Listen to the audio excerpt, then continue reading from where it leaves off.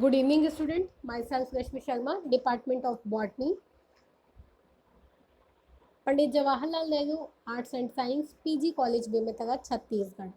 आज का टॉपिक है ओरिजिन ऑफ सीड हैबिट। तो सबसे पहले देखते हैं सीड हैबिट होता क्या है। तो इसके पहले की लेक्चर में हमने हेटेरोस्पोरी विषम बीजाणुकता पढ़े थे। तो विषम बीजाणुकता में जो मेगास्पोर्स होते हैं या जो फीमेल गैमेटोफाइट्स होते हैं उनमें डेवलपमेंट की प्रोसेस पाई जाती है और यही जो डेवलपमेंट होती है वो आगे चलकर सीड हैबिट कहलाती है। ये एक कैरेक्टरिस्टिक फीचर्स है जिम्नोस्पर्म एंड एंजियोस्पर्म में। तो जो जिम्नोस्पर्म एंड एंजियोस्पर्म हमने देखा है कि इनमें एडवांस फीचर्स पाए जाते हैं। वो ओव्यूल ही होता है जो फीमेल गैमेटोफाइट के चारों तरफ में इंटेगुमेंट से कवर्ड होता है। तो इसका फॉर्मेशन कैसे हुआ? फीमेल गैमेटोफाइट ये हमेशा ओव्यूल के अंदर में ही क्यों पाया जाता है? इसके स्टार्टिंग में मेगास्पोर्स बने, वो मेगास्पोर्स कहाँ पाए जाते हैं? मेगास्पोरेंजियम के अंदर पाए जाते हैं। एंड मेगास्पोरेंजियम में रहने की ये जो क्वालिटी डेवलप होती है उसी के अंदर ही इनमें क्या होता है, फर्टिलाइजेशन की प्रोसेस होती है। एंड आफ्टर फर्टिलाइजेशन क्या बनता है? सीड प्रोड्यूस होते हैं। इस प्रकार से ओव्यूल से फर्टिलाइजेशन के बाद सीड का फॉर्मेशन होता है। यही प्रॉपर्टी कहलाती है सीड हैबिट। कहने का मतलब है कि सीड का फॉर्मेशन होना और मेगास्पोरेंजियम के अंदर में ही रहना, यही प्रॉपर्टी क्या कहलाती है? सीड हैबिट कहलाती है। जैसा कि आप यहाँ पे देख सकते हैं कि जो ओव्यूल है वो चारों तरफ से किससे कवर्ड हुए होते हैं? इंटेग्यूमेंट से कवर्ड होते हैं। ठीक है। The origin of seed habit is associated with the following. तो इसमें हम देखते हैं जो सीड्स होते हैं वो किससे कवर्ड हुए होते हैं। तो इवोल्यूशन ऑफ सीड्स की उत्पत्ति कैसे हुई? तो राइपेंड एंड फर्टिलाइजेशन ओव्यूल्स से हुआ इनकी उत्पत्ति। तो इनके बेसिस पे 4 एविडेंसेस है जिनके द्वारा हम ये देखेंगे कि सीड की उत्पत्ति कैसे हुई। तो फर्स्ट है डेवलपमेंट ऑफ हेटेरोस्पोरी, सेकंड है रिटेंशन ऑफ मेगास्पोर, थर्ड है इंटेगुमेंट फॉर्मेशन एंड फोर्थ है इवोल्यूशन ऑफ पॉलन ट्यूब। तो आइए सबसे पहले देखते हैं डेवलपमेंट ऑफ हेटेरोस्पोरी। जैसा कि हमने पहले पढ़ा था कि हेटेरोस्पोरी 2 टाइप के होते हैं, फर्स्ट है माइक्रोस्पोर एंड सेकंड है मेगास्पोर्स। तो जो हेटेरोस्पोर्स के पहले हमें जान लेना चाहिए कि इनके एंसेस्टर्स कौन कौन थे। तो स्पोरेंजियम आप यहाँ पे देख रहे हैं, फर्स्ट वाले डायग्राम में आपको स्पोरेंजियम दिखाई पड़ रहा है। स्पोरेंजियम के अंदर में क्या प्रेजेंट है? छोटे छोटे स्पोर्स प्रेजेंट है। तो जैसे कुछ हमारे लोअर प्लांट्स होते हैं, एग्जांपल ब्रायोफाइटा, इनमें एक ही टाइप के स्पोर्स पाए जाते हैं तो उन्हें हम कहते हैं होमोस्पोर्स। ओके। और जो लोअर प्लांट्स, और ये कैसे प्लांट होते हैं? ये लोअर प्लांट्स होते हैं जिनमें एक ही टाइप के क्या होते हैं? स्पोर्स पाए जाते हैं।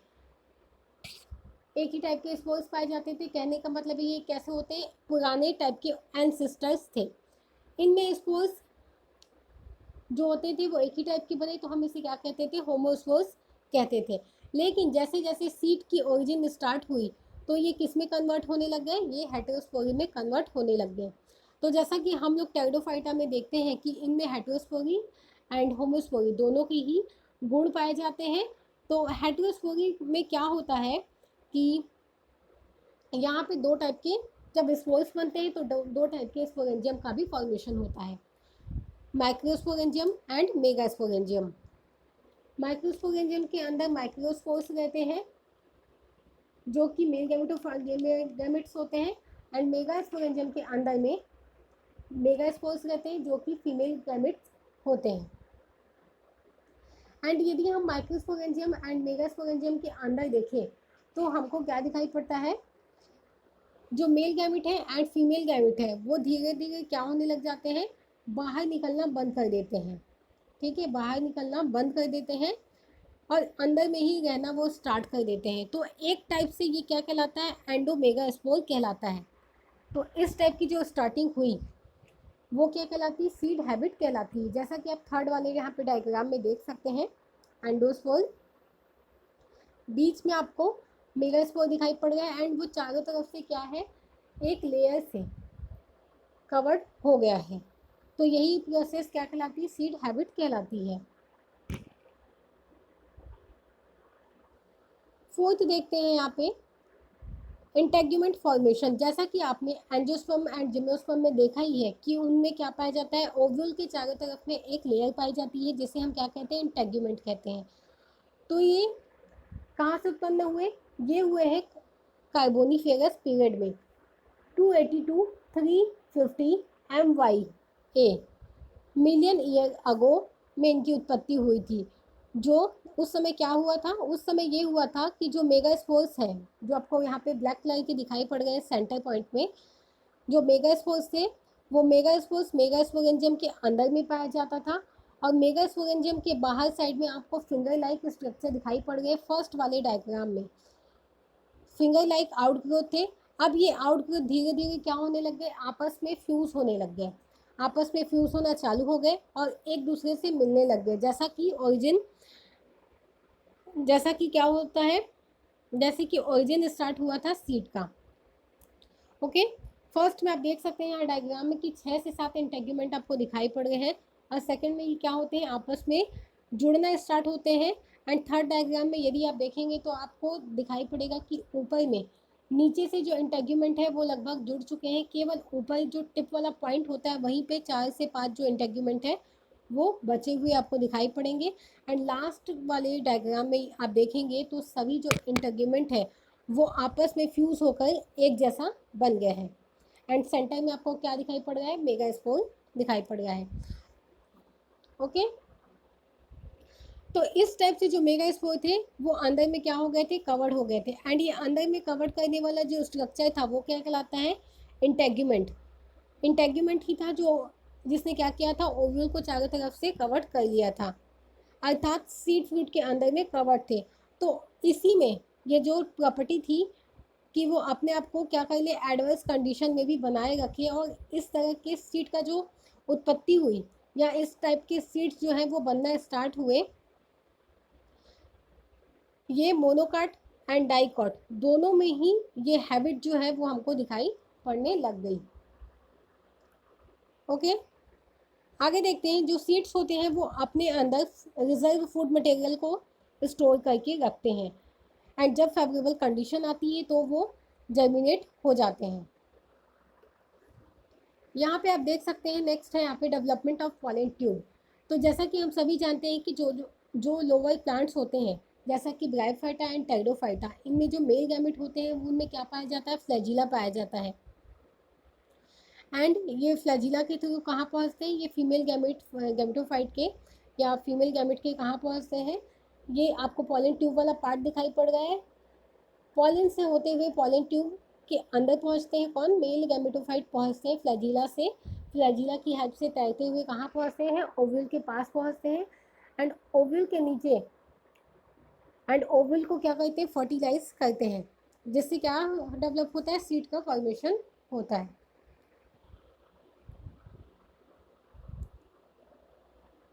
इसके बाद यहाँ पे देखते हैं हम सीड हैबिट इन टेरिडोफाइट्स में।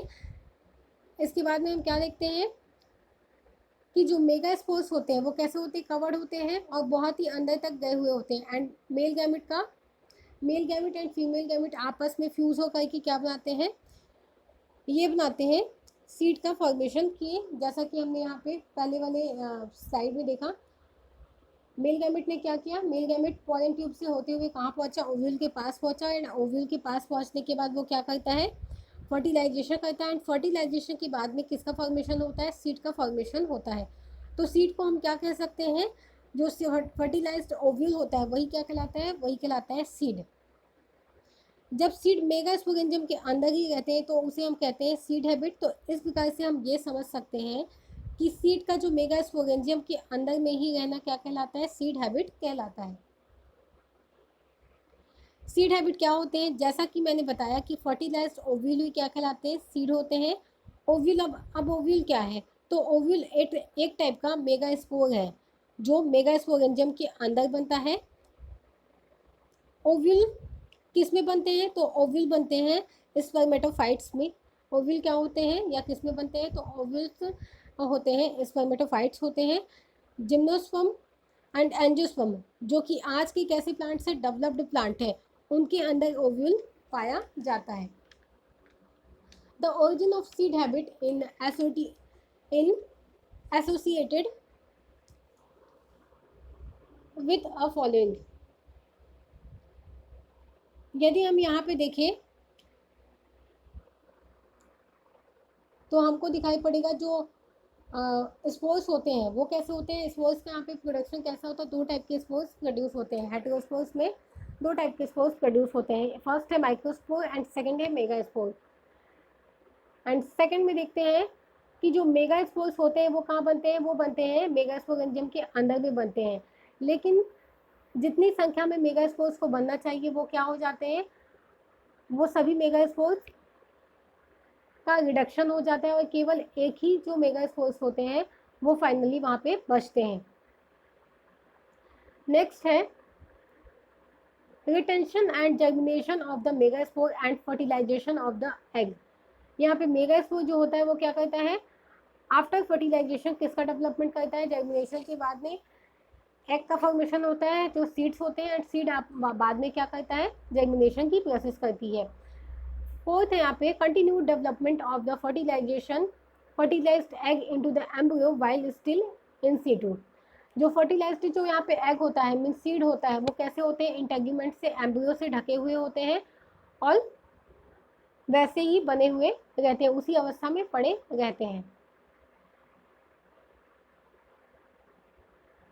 From the above observation, it is concluded that the life cycle of Slegionella approaches towards seed habit because of the following features. स्लेजिनेला, अगर हम बात करते हैं स्लेजिनेला की, तो पहले हमने जितने भी पॉइंट्स देखे हैं अभी तक, जितने भी हमने स्लाइड्स देखे, वो सभी फीचर्स स्लेजिनेला में देखे गए हैं। अब देखते हैं कैसे। तो जो स्लेजिनेला होते हैं वो कैसे होते हैं? हेटेरोस्पोरी होती है। स्लेजिनेला का मेगास्पोर मेगास्पोरेंजियम के अंदर जर्मिनेट होते हैं एंड जो मेगास्पोर्स होते हैं वो मेगास्पोरेंजियम के अंदर में तब तक पड़े रहते हैं जब तक कि न्यू गैमेटोफाइट नहीं बन जाता है। नेक्स्ट है, और जो मेगास्पोर्स थे वो प्रत्येक मेगास्पोरेंजियम में एक ही बनते थे और ऐसा कंडीशन स्लेजिनेला की कुछ स्पीसीज में पाया जाता था। स्लेजिनेला मोनोस्पोरा में ओनली एक मेगास्पोर्स बनते हैं। आगे देखते हैं। Through selaginella as well as lower spermatophyte show homology in their structure as follows. यदि हम स्लेजिनेला एंड लोअर स्पर्मेटोफाइट्स की होमोलोगस या फिर होमोलॉजी स्टडी या स्ट्रक्चर देखें तो फॉलोइंग सिमिलैरिटीज हमको दिखाई पड़ती या देखने को मिलती है। जो स्लेजिनेला होते हैं उनमें हमको मेगास्पोरेंजियम एंड मेगास्पोरेंजियम के अंदर में हमें क्या देखने को मिलता है? मेगास्पोर का फॉर्मेशन देखने को मिलता है। ये फीमेल गैमेटोफाइट्स होते हैं जिन्हें हम क्या कहते हैं? आर्किगोनियम कहते हैं। एंड यहाँ पे एग का फॉर्मेशन होता है या डेवलपमेंट होता है। एंड जो लोअर स्पर्मेटोफाइट्स होते हैं लाइक जिम्नोस्पर्म, इनमें न्यूसेलस ऑफ ओव्यूल प्रेजेंट होते हैं। मेगास्पोर्स जिसे एम्ब्रियो सैक कहा जाता है। थर्ड है एंडोस्पर्म। फोर्थ है आर्किगोनियम एंड एग जो है वो इनमें देखने को मिलता है। तो ये सभी सिमिलैरिटीज टेरिडोफाइट्स एंड जिम्नोस्पर्म देखने को हमें मिलता है। नेक्स्ट है, पर एक क्वेश्चन आता है कि जब इतनी सिमिलैरिटीज थी तो इसमें सीड का फॉर्मेशन क्यों नहीं हुआ? तो हम देखते हैं कि इसमें सीड का फॉर्मेशन क्यों नहीं हुआ। तो फर्स्ट है इनका मेगास्पोरेंजियम इंटेग्यूमेंट से कवर्ड नहीं था। किसका? टेरिडोफाइट्स का। ओके, इनका मेगास्पोरेंजियम इंटेग्यूमेंट से कवर्ड नहीं था। सेकंड है, इनमें जो मेगास्पोर्स होते हैं वो मेगास्पोरेंजियम के अंदर स्टेब्लिश्ड नहीं होते हैं। थर्ड है, इनमें एम्ब्रियो का फॉर्मेशन तुरंत स्पोरोफाइट का फॉर्मेशन कर देता है बिना किसी रेस्टिंग पीरियड के। इनमें क्या होता है, इनमें एम्ब्रियो का फॉर्मेशन तुरंत स्पोरोफाइट का फॉर्मेशन कर देता है बिना किसी रेस्टिंग स्टेज के। तो ये सभी ये डिससिमिलरिटी थी जिसकी वजह से टाइडोफाइट्स में सीड का प्रोडक्शन नहीं हो सका। आई होप सो स्टूडेंट आपको आज का टॉपिक समझ में आया होगा। Thank you.